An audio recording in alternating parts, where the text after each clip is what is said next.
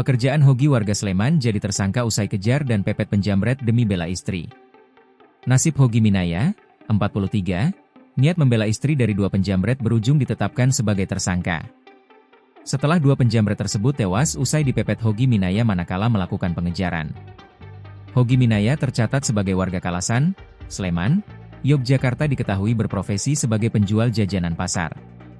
Dirinya dijerat pasal 310 ayat 4 dan pasal 311 Undang-Undang Lalu Lintas dan Angkutan Jalan, UU LLAY, nomor 22 tahun 2009. Adapun pasal 310 ayat 4 mengatur soal kelalaian yang menyebabkan orang lain meninggal dunia dengan ancaman pidana 6 tahun penjara. Sedangkan pasal 311 berkaitan dengan tindakan sengaja yang membahayakan nyawa. Kasus ini terungkap setelah istri Hogi, Arista, warga Kalasan, Kabupaten Sleman, curhat di media sosial mengenai nasib suaminya. Sebelumnya, kejadian ini bermula pada 26 April 2025. Arista Minaya mengatakan, saat itu ia meminta tolong suaminya untuk mengambil jajanan pasar di daerah Berbah, Sleman. Suaminya berangkat dari rumah dengan mengendarai mobil. Sementara ia mengendarai sepeda motor untuk mengambil jajanan pasar di Pasar Pathuk. Jajanan pasar yang diambil tersebut rencananya akan diantar ke salah satu hotel di daerah Maguwo Harjo, Kapanewon Depok, Kabupaten Sleman. Tanpa sengaja, saat perjalanan menuju hotel, Arista dan Hogi bertemu di jembatan Layang Janti.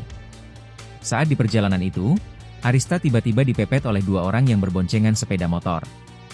Mereka mengambil paksa tas yang dibawa oleh Arista. Mengetahui hal itu, Hogi langsung mengejar pelaku. Sang suami langsung memepet sepeda motor yang dikendarai dua orang tersebut.